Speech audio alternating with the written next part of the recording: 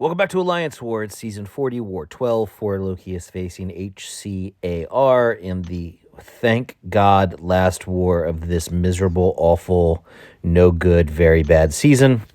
We're going to go ahead and finish this off, hopefully on a high note, with 5 very, very easy fights, bringing infamous Iron Man for 2 fights, and then Miguel and his jockstrap for 3 others. Yeah, we'll start off. We're going to actually run path 2 in both sections. These are the placebo paths. Obviously, Miguel is going to be great for that. So let's go ahead and get into the fights. First up, we have a long shot. Done this plenty of times before. Super simple fight. We'll just hit block a bunch, get some ruptures, and smoke this fool. So yeah, Spider-Man 2099. I think he was the only champ I didn't die with this season. Or did I die with him to like a mojo at the very beginning? I don't even remember. It's been so long. But I've also had so many deaths, it's hard to keep track. This season was so bad for me. Even the dudes in GT40 took pity on your poor clown, and they hate my guts. Next thing you know, PBT will be saying nice things about me.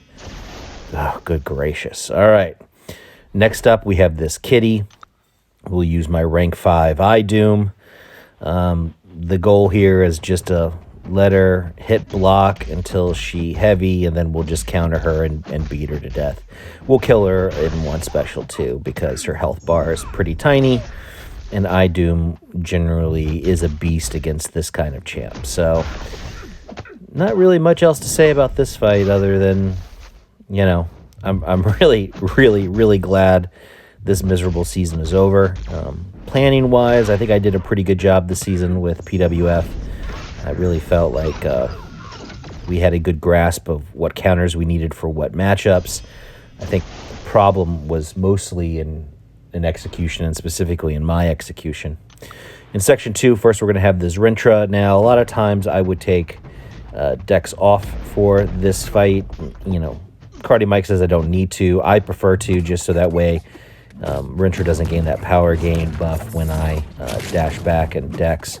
But, I'm also not worried about this fight at all, so I didn't bother changing my masteries for one fight. I did miss one heavy there, but other than that, I'm just, hitting block, let him throw a special one, dexing out the last hit of the special one to preserve my debuffs, and yeah, just otherwise smoking this fool.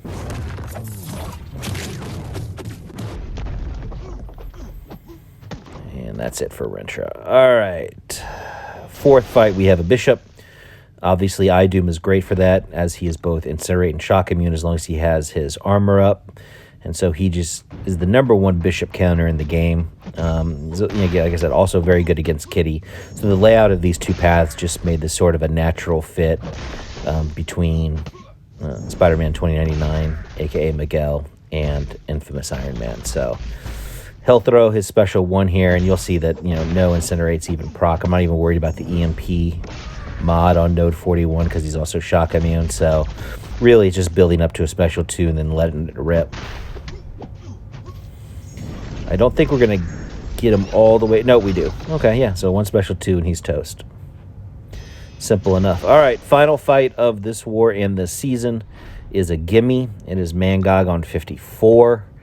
A fight I've done dozens and dozens of times. My formula remains 3 parries at the beginning to build 3 exhaustions, a power start 1 boost into a special 2 for a second wither, and that will reverse Mangog's power gain, and that is all that she wrote. Very, very easy fight for me, and that's what I need, a little confidence booster at the end of this season, and I will be joining my 2-week off season and not thinking about war, not thinking about defense, not thinking about rosters. It's just my favorite.